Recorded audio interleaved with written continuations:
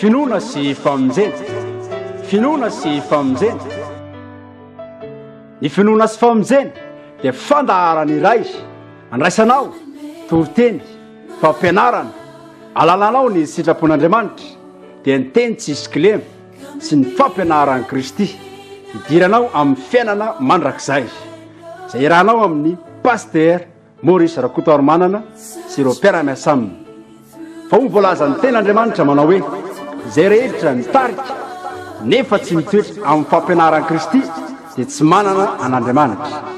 Izay mitoetra amin'ny fampianarana dia izy no manana ny ray sy ny zanaka. Epistily Jaona faharoa andininy fahasivy.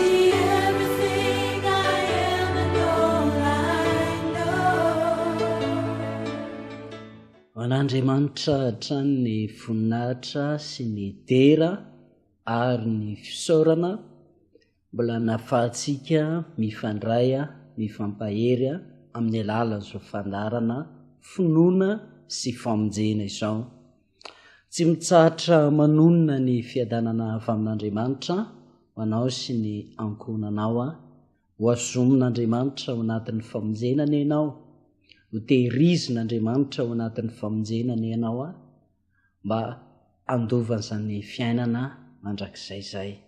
Tena ho anao sy ny ankonanao ny famonjena dia ny fiainana mandrakizay.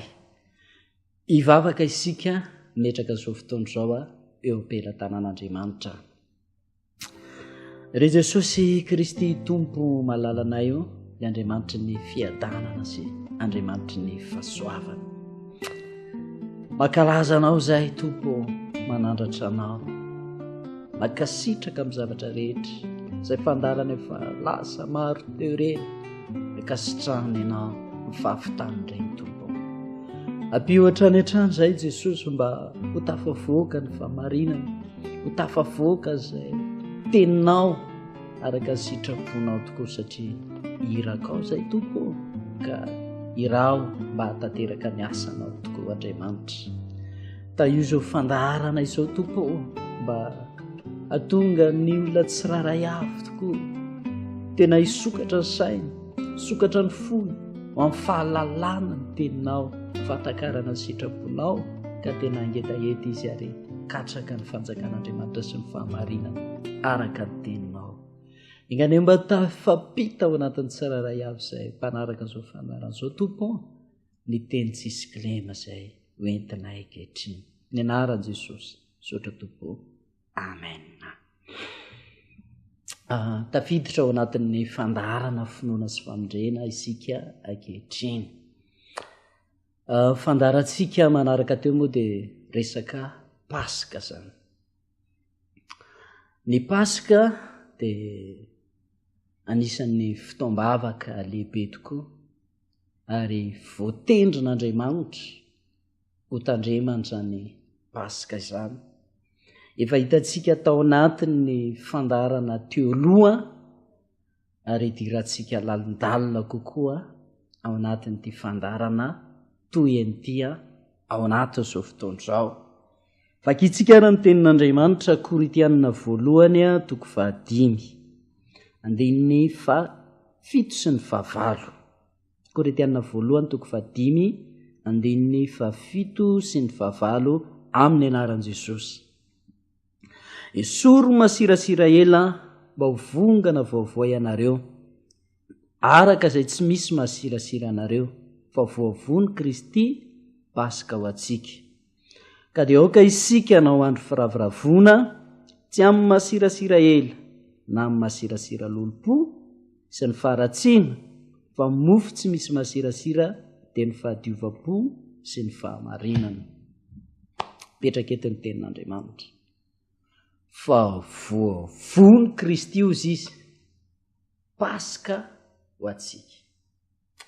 Izany hoe ny fahafatesan'i Jesosy Kristy dia Paska ho ahy ary Paska ho anao koa. Dia mipetraka eto ny tenin'Andriamanitra, aoka anao andro firavoravona. Izany hoe ilay teniny izay voalazany taty amin'ny Exodosy 12 mbola naveriny ihany taty amin'ny testamenta izay mivakitsika teo zany testamenta vaovao teo. Vakitsika nge zay Exodosy 12. le tamin'le Paska taloha io ozy izy hoe Exodosy 12:24 ary zany andro zany dia fahatsiarovana ho anareo ka ho tandremanareo ho andro firavoravona ho an' Jehova hatramin'ny tarainankareo faramandimby no hitandremanareo izany ho andro firavoravona ho lalàna mandrakizay. Rehefa nilaza le Paska izy de izy tandremanareo zany Paska zany aloha izy de rehefa nametraka an'izay izy hoe de anao andro firavoravona ianareo izy izy tandremanareo ho andro firavoravona ho an'ny taranakareo mandrakizay. De nivakitsika teo le Korintianina teo de hoe manaova aoka ianareo zany dikale hoe aoka baiko zany re ava-malala aoka baiko. Ny baikon'Andriamanitra ve azo foanana zany hoe nahitany olona miariary be zao aza ny fahamarinana de mbola sahan'ny olona ihany mamily any tenin'Andriamanitra hoe tsy ilaina ny fitandremana Paska. Izay rehefantsika manko hoe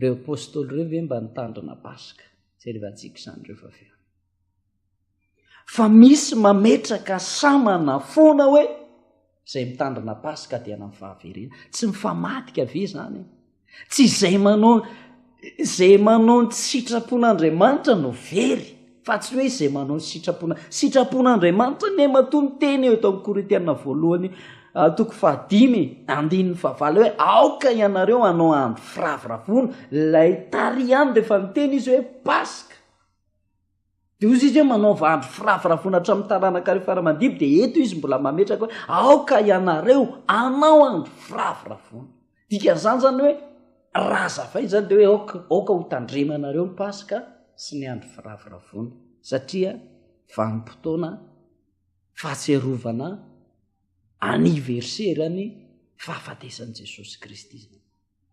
Efa voalazaka tery-am-piandohana hoe raha ny Paska tany amin'ny Jiosy aza namohana ny zanak'Israely mivoaka tao an-tany Egypta tena saroto ny Andriamanitra ary napetrany ho lalàna mandrakizay le izy. Zany hoe nitoy aty ariana aty amin'ny fahafatesan'i Jesosy zany le izy fa fomba fanao fotsiny ny samihafa hoe zanak'ondro ny finoana fa ty tsy zanak'ondro intsony fefa nisoloan'i Jesosy tena zany. Ka na iny aza zany nasiana nomena voninahitra iny fanompona iny maika ve fa ty fanompona hoe Jesosy ho amavainina ve ny nahafatesan'i Jesosy sa ho tsinitsiniavina sa modina tsy hita sao. Ny fitandremana amin'ny Paska nge rehefa malala de tena hoe mametraka tsara mihitsy voninahitra amin'izay hoe fakasitrahana fiderana fakalazana fisaorana an'Andriamanitra noho ny fanafotana fahatsiarovana izany. Tena hoe mametraka zava-dehibe, mametraka hoe misy lanjana, mametraka hoe io tena famonjena fa tsy hoe devoly ane fetsy ry ava-malala le zavatra lehibe ataon'Andriamanitra ohatrany hoe ataony ao am-pon'le kristiana hoe tsy nitsiniavo zany ngeny efa tsy ny devoly zany tsy nitsiniavo modio tsisy io lazay fefa foana io nefa ny zava-dehibe eo am-pelatanan'Andriamanitra. Ka isika zany tsy anaiko voafitaka zany ry ava-malala hoe famonjena lehibe zao ve nataon'i Jesosy Kristy ary ny tenin'Andriamanitra nampirisika manaova andro firavoravona de tsika niala ao anatin'izany zao. Zany efa fampianarana hafa mihitsy zany tsy tafiditra ao anatin'ny fampianaran'i Kristy zany tsy tafiditra ao anatin'ny fampianaran'ny apôstôly zany tsy tafiditra ao anatin'ny fampianarana hoe teny tsisy Kilema zany. Ny tenin'Andriamanitra ny tenin' Jesosy miteny hoe raha tsy mihoatra ny fampianaran'ny mpanoradalàna sy ny fariseho izy ny fahamarinanareo de mbola tsy handova ny fanjakan'ny lanitra ianareo. Zany hoe ny fahamarinan'ireo mpanora dalàna sy ny fariseo a tao anatin'izany ny tafiditra tao ny Paska. Dia raha tsoahana zany le Paska, mihoatra ozy izy ny ten'Andriamanitra. Ny fahamarinan'ny mpanora dalàna sy ny fariseo inge tsy miteny izy hoe tsy izy fa tena izy ny fahamarinana fa saingy tsy ampy. Efa nentin' Jesosy le fahafenona fa ny fariseo tsy nentina indray. Vonoiny indray Jesosy. Efa nentin'ny apôstôly le fahamarinana ny fahafenona fa nienjehany zay ny apôstôly rehefa avy eo. Nokajaina vonoina natao inona rehefa nanampy an'le izy satria tsy ampy aminjena ntsony fa lasa misy Kilema raha mbola reo fampianaran'ny apôstôly reo fotsy zany. Any hoe tsy hoe diso ny fampianarana hoe fampianaran-diso ny fampianaran'ireo fariseo sy ny andro fa tsy ampy fa mila fenona taty amin'ny fampianarana nentin' Jesosy. Ka raha le fampianaran'ny fariseo sy ny mpanora dalàna indray ny anatsoahana sy anafoanana dia ahoana moa zany rehefa malama tenin' Jesosy hoe raha tsy mihoatra no ny fampianaran'ny fariseo sy ny mpanora dalàna ozy izy dia tsy afaka hiditra ny fanjakan'ny lanitra ianareo raha tsy mihoatra. Ka nen'ireo zany tao anatin'ny fitandremana amin'ny Paska ny fariseo na hatrambo zao tsika miteny zao ara manao Paska ingeny tsy iosy manao Paska ingeny zanak'Israely. Ka ianao zay nanatsoaka zany eritrereto tsara dinio tsara fa hoe banga zany satria tsy mitovy ny fariseo sy ny mpanora dalàna kory ara le fahamarina misy fahabangana zany.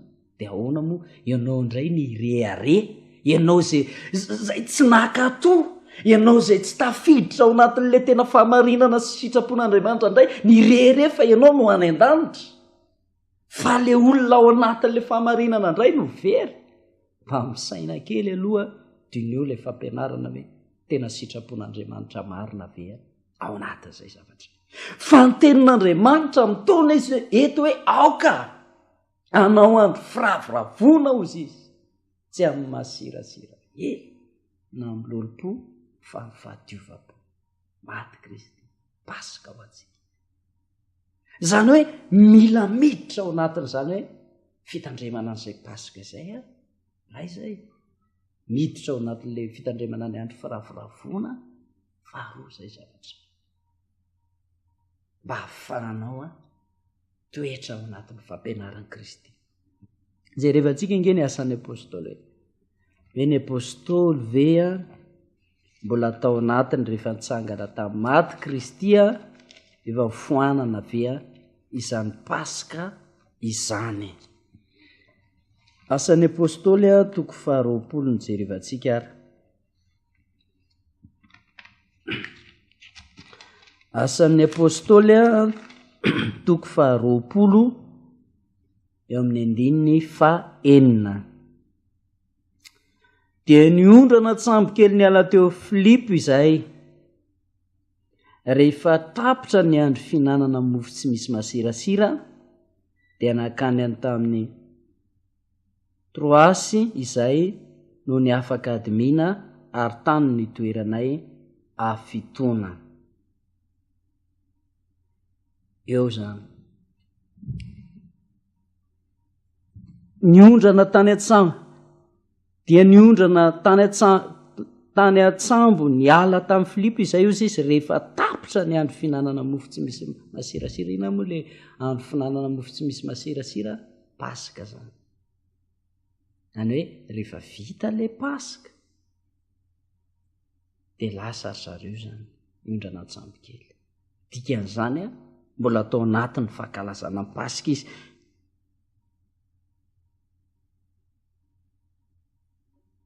Dia toy izy antsika ingeo amin'ny andininy 9 ny aorianan'ny Paska manko dia 50 andro aorianan'ny Paska no Pentekosta zany. Mbola ianarantsika izay Pentekosta izay koa na ny datiny aza mbola ianarantsika izay. Eo amin'ny andininy 9 fa i Paoly efa nikasa andeha any an-tsambo handalo any Efisosy mba tsy toerany ela any Azia fa maika izy raha azony atao ny hamonjy Pentekosta any Jerosalema. Tanao zany Paoly areto zany tena ozy izy hoe fa Paoly izy izy efa niny andeha ikasa andeha atsambo kely andala any Efisosy izy mba hitoerany any Azia fa maiky izy raha azo ny atao zany ny amondro Pentekosta any Jerosalema. Zany hoe avy nandalo Paska izy tery ambony le vakitsika teria de efa nanomakomana izy hoe any Azia izy andeha sambo kely izy de hoe any Azia mba ahafahany mamonjy maika mihitsy izy zany fa hoe raha azo ny atao de any Jerosalema no anaovany Pentekosta. Zany hoe sady nitandrina Paska izy no nitandrina Pentekosta.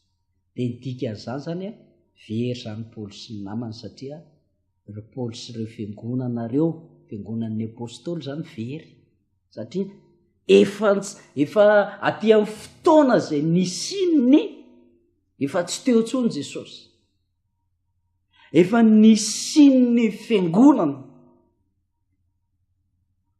no mbola mipetraka le Paska de mbola mipetraka ihany koa ny Pentekosta.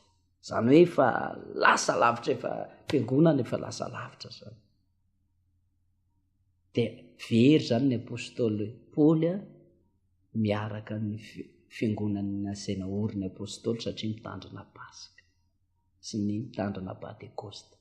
Zay zany raisina hoe marina le lasain'ireny olon-dreny sy ny fiangonana izay mampianatra an'ireny.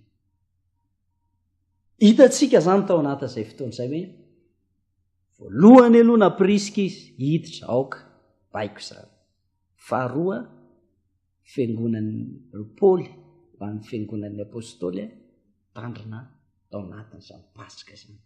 Zany hoe ny Paska zany tsy azonao foanana be dehibe ngeny manafoana ny sabata zao foanan'olona.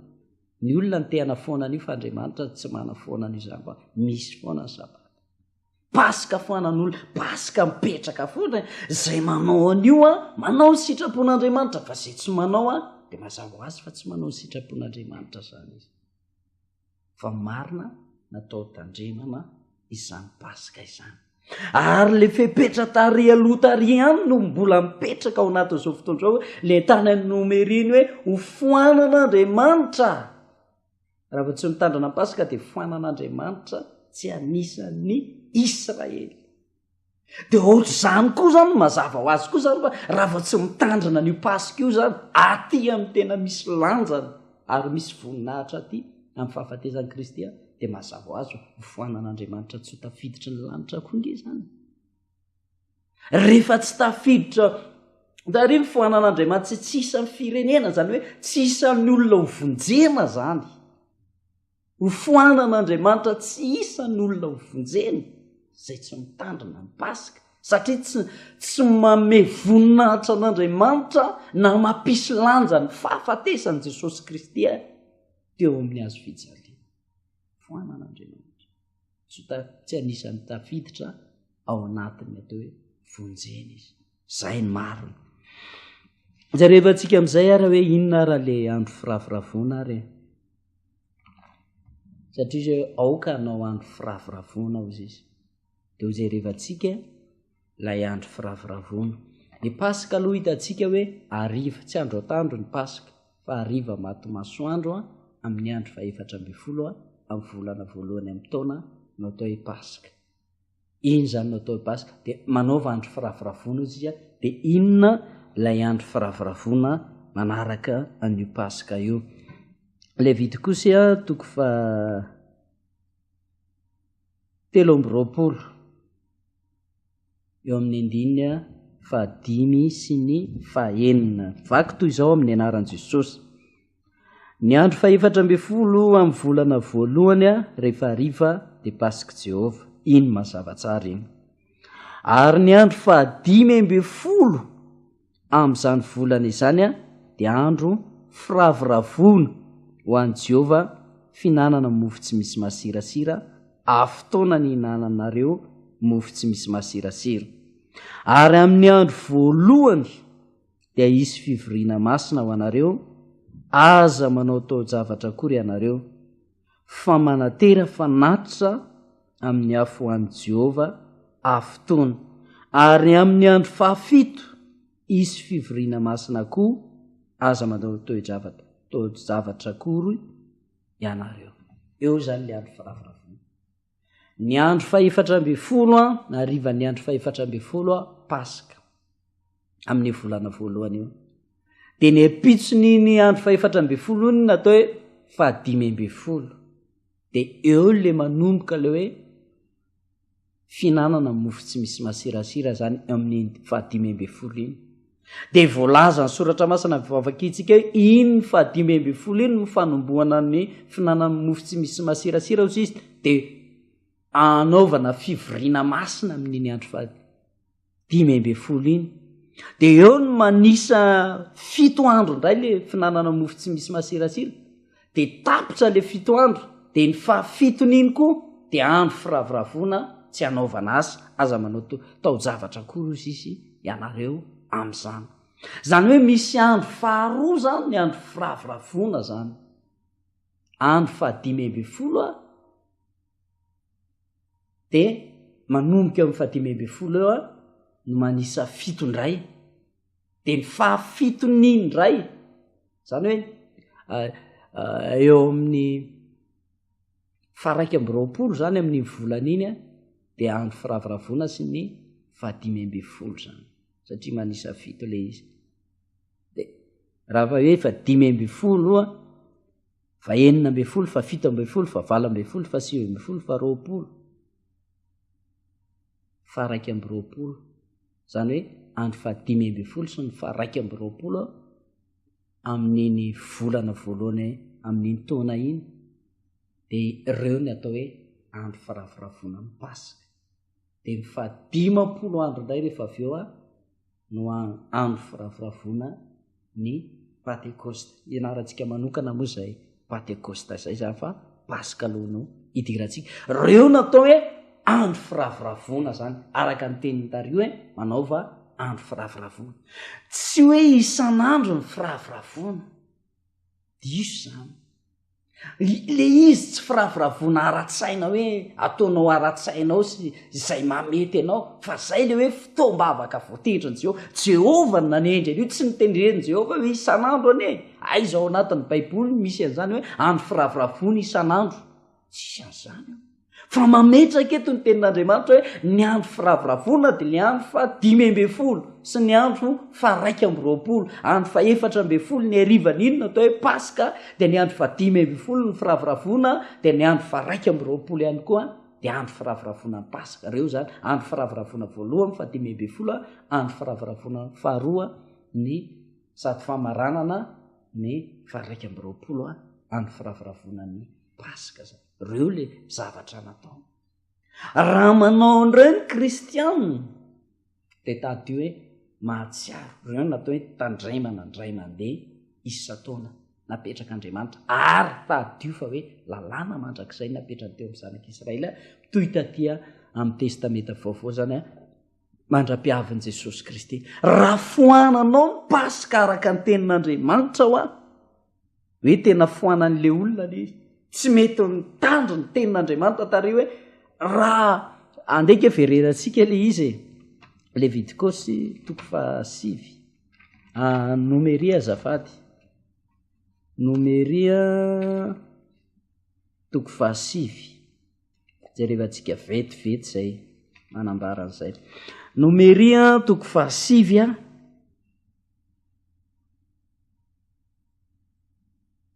eo amin'ny 9:10. Fa ny olona zay madio izy sady sy lasa lavitra nefa tsy mety mitandrina Paska dia ho foanana tsoa ho amin'ny firenena satria tsy nanatitra mifanatitra ho an'i Jehovah tamin'ny fotoanany izy ho meloka izany olona izany. Raha tianao zany tsy tratra ny fanameloana rehefa malala tandremin'ny Paska zay aza manaiky fitan'olona taritin'ny olona hoe fondra ny Paska zany na tsisy zany. Fa ny tenin'Andriamanitra hoe raha mbola olona madio izy ka tsy lasa lavitra nefa tsy mitandrina ny Paska. Ianao mety madio ianao fa aviliny mpitondra fivavahana fotsiny tsy ilay zany Paska zany. Ohatr'izao zany Paska zany. dia noho izany tsy hitandremanao Paska tsarovy fa meloka eo anatrehan'Andriamanitra zany.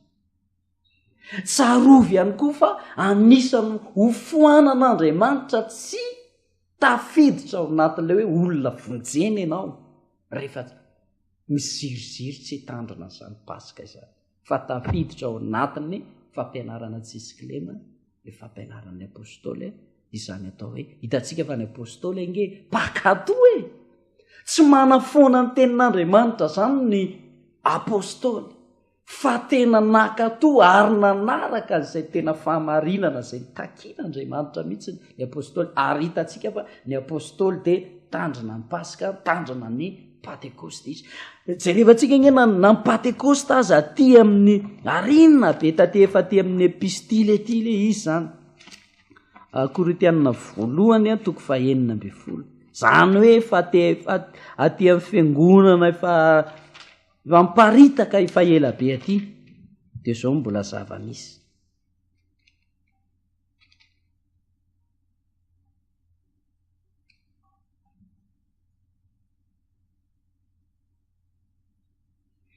Korintianina 1:9.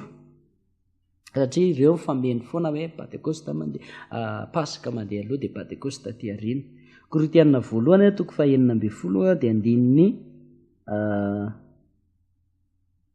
5 amin'ny anaran'i Jesosy. Nefa hitoetra ny fisosy aho mandra-piavon'ny Pentecoste, fa varavarana lehibe no vahana ho ahy azoko miasa tsara, nefa maro ny mpanohatra. Eto izy dia miteny hoe nefa hitoetra ny fisosy aho izy mandra-piavon'ny Pentecoste. Zany hoe tena miandry an'ilay Pentecoste. Efa aty amin'ny epistile efa tena hoe efa paritaka be zany ny fiangonana, mbola any foana izy. Satria mety misy ilaza angambany hoe tary amin'ny mbola asan'ny apôstôly zany nge mbola fefa ty alavitra be aty, satria tsy mba manamaivana ny soratra masina ary mametraka tsara ilay fampianaran'ny Kristy, satria tsy tiano tenin'Andriamanitra ny teny hoe foanana tsy anisan'ny Israely, zany hoe foanana tsy anisan'ny olona ho tafiditra ao anatin'ny famonjena. Andriamanitra ihany nge mamaritra ny olona hoe reto ny olona ho vonjena fa rehefa tsy manaraka ny sitrapon'Andriamanitra dia ozy izy hoe foanana ozy izy tsy anisan'ny olona ao anatin'ny famonjena. Ka dinio tsara ratsy ny tandrina ny Paska ianao hatramin'izay, dinio tsara ny tenin'Andriamanitra sao dia vilon'olona ho an'ny fahaverezana. Raha efa mitandrina Paska moa ianao dia ataovy araka an'ilay tena izy, satria tenin'Andriamanitra dia hoe araka ny fotoanana, taovy araka an'ilay soratra masina mihitsiny mba hahafahanao makasitraka. Aza manaiky fitahan'ny olona amin'izay teny avidivilon'olona ho an'ny tsy fahamarinana, fa mijoroa araka izay tena sitrapon'Andriamanitra marina ao anatin'izay fitandremana an'izay Paska izay. Paska sy ny andro farafaravona no takian'Andriamanitra ho tandremantsika mba hatonga antsika ihany koa ao anatin'izany hoe famonjena sy hamonjen'Andriamanitra anao. Ny Paska moa satria mety gaga tsika le tao anatin'ny fampianarana hoe tenin'Andriamanitra miteny hoe 4 amin'ny volana voalohany amin'ny taona zany. Aty amin'ny Exodosy somary jerevantsika kely angely izy Exodosy 12 dia manomboka eo amin'ny andininy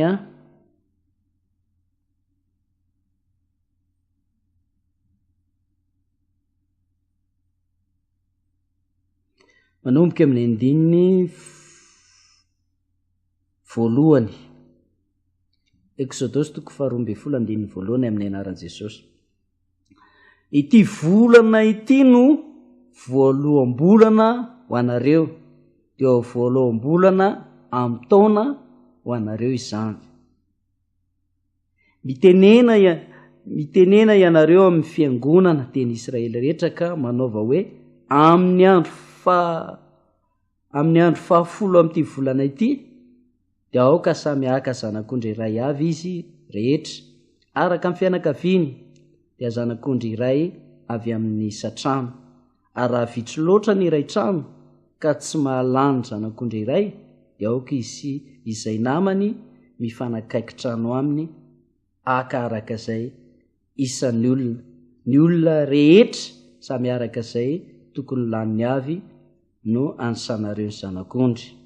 Zanak'ondry tsy misy kilema dia lahy rairay taona no alainareo amin'ny ondrina amin'io sisy ary ho tehirizina izy hatramin'ny andro 14 amin'ny volana ity. Dia ho vonona dia amono azy amin'ny hariva ny fiangonana dia ny Israely rehetra. Eo zany. Io zany mamarsy hoe ity ozisiny ity ny volana ity no voaloham-bolana ho anareo amin'ny taona ozy izy. Zany hoe voaloham-bolana amin'ny taona zany no fanaovana Paska. Dia mety gaga ianao ahoana ary zany raha voaloham-bolana 14 amin'ny volana voalohany amin'ny taona zany. Raha mahazatra antsika zao dia hoe janvier dia tokony hoe 14 amin'ny volana janvier no Paska zany satria izay no 14 amin'ny volana voalohany ka somary azavaina kely izay zavatra izay satria mety mandinikitsika ahoana ary zany. Raha ny calendrier zany nisy fiovana ny calendrier. Nisy amin'ny volana 12 ihany fa le fipetraka ilay volana no nisy niova zany. Ty calendrier izay arahantsika mahazatra amin'ny andavanandro ity natao hoe calendrier grégorien, izay grégoire moa no namorona an'io ary izay no nampisy fiovana an'io zany. Zany hoe nisy zavatra mifamadika kely teo amin'ilay volana zany fa mipetraka ilay Paska zany dia eo amin'ny elanelan'ny volana marsa sy avril eo foana ny voalohany taona, zany hoe mifananaka mitovy amin'ilay daty ilay hoe tombeau malagasy zany le izy. Ka raha somary azavaina kely hoe nisy zavatra niova zany nanomboka teo amin'ny volana septambra zany niova nisy fiovana zany. Raha somary azavaiko kely zay septambra moa azo avy amin'ny 7 zany hoe volana fahafito zany. Septambra, oktobra azo avy amin'ny oktavy amin'ny clavie zao misy an'izay azo avy amin'ny volana valo zany ny oktobra. Novambra azo avy amin'ny 9 volana fahasivy. Desambra azo avy amin'ny desina deka volana fahafolo. Dia toizantsika ihany janvier volana faha 11, février volana faha 12. Dia raha marina zany raha ohatra mijery zany tsika dia hoe any amin'ny volana mars any hoe 1er mars zany no tena fipetrahan'le izy zany. Dia le izy nefa tsy hoe tonga dia hoe amin'ny première zany feo amin'ny volana mars eo dia nijerenan'le izy zany dia tsy hoe le première zany nijerenan'le voaloham-bolana zany eo amin'ny taona amin'ny volana mars eo fa eo amin'le la lune le volana ery ambony ery zany hoe eny manko nijereny tolo taloha hoe tsinam-bolana, fenomanana, feno volana dia eny nijerena azy. Ka rehefa feno ao anatin'le aizina zany le volana dia iny eo amin'ny volana mars eo dia eo no manomboka ny taona zany. Dia eo no mahatonga le hoe tombeau malagasy. Dia izay no mahatonga anazy eo amin'ny elanelan'ny volana mars eo foana zany, mars avril eo foana zany no voalohan'ny taona isa-taona zany. Dia iny fenomanana iny zany eo amin'le volana feno tena hoe feno aizina iny zany. Avy eo manko iny me mazava zany. Rehefa misasaka izy dia afaka ny herinandro dia rehefa feno izy dia iny le feno volana tapa-bolana zany dia manomboka eo indray manomboka maizina indray izy. Dia rehefa maizina tanteraka indray izy dia tapitra ilay volana zany. Dia eo amin'ny volana mars eo rehefa feno an'ilay aizina iny izy dia hanomboka zava izay izy rehefa avy eo dia manomboka eo zany ny voalohan'ny andro sady voaloham-bolana no voalohan-taona dia eo zany ny Paska. Dia ny Paska ny tsy ara-zavaina antsika ny Paska miovaova fa tsy fixa zany. Satria miainga mampiovaova azy zany a, miainga eo amin'le voalohan'ny taona zao. Iny voalohany amin'ny taona iny zany, voalohany andro amin'ny volana amin'ny taona iny manisa le mivakitsika teo amin'ity Exodus ty hoe manisa amin'ny andro 14 zany hoe amin'iny zany ny zanak'Israely taloha de efa hoe amin'ny 10 volana ozy izy de efa angonina le zanak'ony tsy misy Kilema ozy izy. De eto izy zao hoe andininy 9 amin'le Exodus toko 12 andininy 9 hoe ary ho tehirizina izy hatramin'ny andro 14 amin'ny volana ity ozy izy de hamono azy amin'ny hariva amin'ny fiangonana de ny Israely. Tehirizina hatramin'ny 14. Zay ny mampiovaova ny zany fa tsy fixa velively zany hoe daty fixa ny Paska zany. Na le andro firavoravoana koa daty fixa, tsy daty fixa zany fa miovaova. Fa miakina hoe manomboka eo amin'le voalohany zany, hoe io voalohambolana amin'ny taona, de iny voalohambolana amin'ny taona iny manisa andro 14 amin'iny. De arivan'iny andro 14 iny natao hoe Paska zany. Amin'ny hariva iny. Zany hoe raha ohatra raisiko fotra hoe androany zany le andro 14 ohatra zany. De omaly hariva ny Paska zany, satria ao amin'ny Baiboly ny alina mandeha taloha de zay vao andro zany. Raha androany ny andro 14 zany de tamin'ny hariva ny Paska zany. De maraina le andro 14 le voalaza ny ary amin'ny Deutéronome mody ny zanak'Israely. De raha pitso ny andro 15 zany, zany hoe mitsahatra zany amin'le andro fa ny alina ohatrany hoe nanao alibavaka tamin'ny alina de mitsahatra androany le andro 14 androany de ny rapitson'iny rapitso zany no andro 15. De iny le andro firavoravoana zay le akalazaina koa de manomboka eo le finanana mofo tsy misy masirasira zany de hatramin'ny 20 iny satria manisa 7 izy ny ten'Andriamanitra 7 andro. De iny ny andro firavoravoana de eo amin'ny 20 le izy ny tapitra de iny 20 iny famaranana fitaom-bavaka koa iny famaranana ny andro firavoravoana zay anaovana fivoriana masina zany. Zay raha mipetraka le izy. Ny Paska tsara tsorina ihany fa miovaova, tsy mipetraka amin'ny andro anankiray to. Ka zay ny ilazana hoe misy mitandrina amin'ny Paska ihany zany. Fa tsy tafapetraka araka ny tenin'Andriamanitra hoe ataovy amin'ny fotoanany. Amin'ny fotoanany. Zany hoe ny fotoanany zany mety latsinainy le izy, mety talata, mety larobia, mety lakamisy, mety zoma, mety sabotsy, mety lahady. Satria araka amin'ny fanazavana teo hoe andro 14 miovaova zany fa tsy fixa zany rehefa malala. Raha ara-Baiboly tena hoe anaraka ny ara-Baiboly zany. Raha hitana satria nge mitovy nge manao zavatra diso hoe sy ny tsy manao tovy ihany zany. Raha vao manao zavatra diso ianao, ohatra antsika manao fanadinana. Rehefa diso le fanadinana, tovy ny tsy nanao ihany nge. Fa zay manao marina kosa miavaka zany izy satria tafita somatsara ao anatin'ilay fanadinana. De ohatr'izay koa zany le Paska, raha vao Paska diso zany karaha hoe araka an'le hoe tsy mipetraka ao anatin'le andro 14 hoe manisy. Zany hoe io na le daty fiaingan'le hoe andro voalohany amin'ny taona, na le daty fotsiny aza zany miainga fotsiny zany ohatra hoe le daty voalohany zany le ansana amin'ny 14 hoe ty voalohambolana. De raha diso le voalohambolana mety androany ny tena voalohambolana, mety rapitsony ny sasany, mety raha afaka pitsony ny sasany. De samy manisa le voalohambolana. De raha vao le voalohambolana fotsiny aza ny diso, de fa diso daholo zany le rehetrarehetra. De ohatr'izay hoe le izy tsy mipetraka amin'ny andro fixa zany. Ka raha anao ihany ianao de tadiavo le tena tafiditra ao anatin'le sitrapon'Andriamanitra sy ny fahamarinana mba anisan'ny olona ao anatin'ny Israely tsy foanana ianao zany. Raha zanak'Israely tsy foanana hoe nanao fa io nge raha vao manao zavatra diso antsika tsy tafapakana amin'Andriamanitra mihitsy le zavatra atao. Ohatran'ny ankainy lesona be iny ankainy iny ry ava-malala lesona be. Nanao zavatra kaina fa diso dia tsisy fiatraikany teo am-pelatanan'Andriamanitra.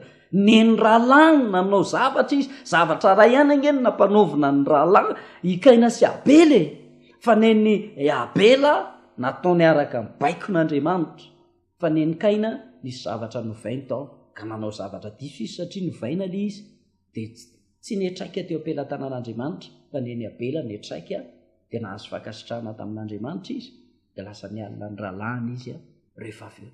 Dia ohatr'izany anie ny soratra masina sy ny fanompoana izay ataontsika io rehefa malala.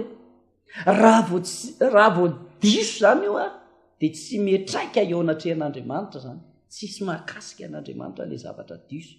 Ka zany tsy maintsy dia diavantsika n'ilay tena hoe ho tafiditra ao anatin'ilay tena sitrapon'Andriamanitra hoe manao Paska isika, fa tena Paska raha Baiboly araka n'ilay fotoana izay efa napetraka Andriamanitra mihitsy no nanaovantsika azy dia tafiditra tsy foanan'Andriamanitra ao anatin'ilay zanak'Israely tsika, tsy meloka eo am-pelatanan'Andriamanitra. Ny tsy manao Paska zany dia meloka eo am-pelatanan'Andriamanitra, afoanana izy ny tenin'Andriamanitra hoe tsy anisan'ny Israely izy.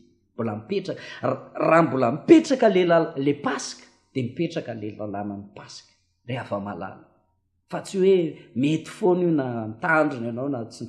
Andriamanitra tsy manao an'izany, fa zay zavatra napetraka Andriamanitra dia tsara fototra avokoa, tsara fototra ary misy dikany sy misy lanjany avokoa. Raha nieritreretin'ny olona mibitika azy no foanany amin'Andriamanitra, Andriamanitra sarotiny amin'ny teniny rehefa malala. Zay no nahatonga anazy hoe Andriamanitra tsy azo vazivaziana satria Andriamanitra matotra.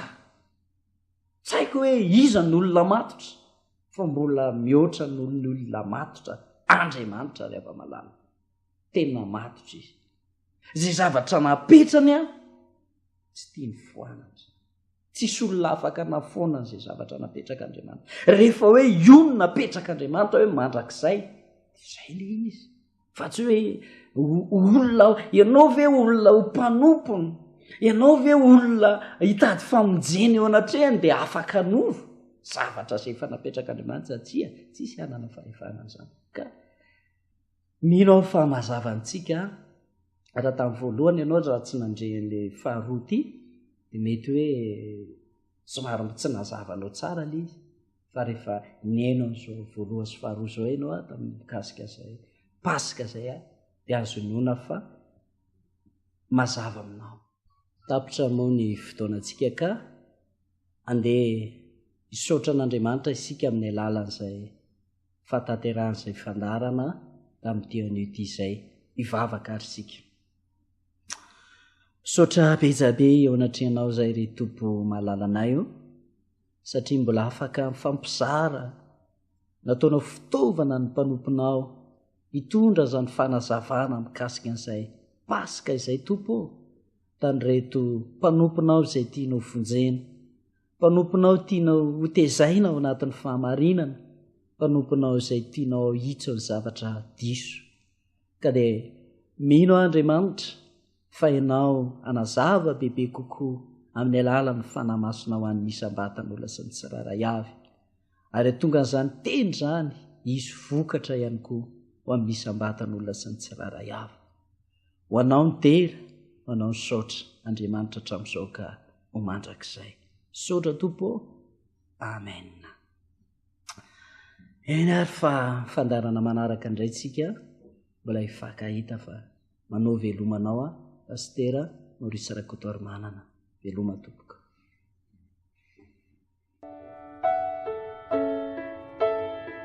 Finoana sy famonjena, finoana sy famonjena. Ny finoana sy famonjena dia fandaharana iray andraisanao lohateny, fampianarana, alalanao ny sitrapon'Andriamanitra dia ny teny tsisy Kilema sy ny fampianaran'i Kristy idiranao amin'ny fiainana Mandrakizay. Izay Iarahanao amin'ny Pasteur Maurice Rakotoarimanana sy ireo mpiara-miasa aminy. Fa ho voalaza ny ten'Andriamanitra manao hoe izay rehetra nitarika nefa tsy mitoetra amin'ny fampianaran'i Kristy dia tsy manana an'Andriamanitra. Izay mitoetra amin'ny fampianarana dia izy manana ny ray sy ny zanaka. Epistily Jaona faharoa, 2:6.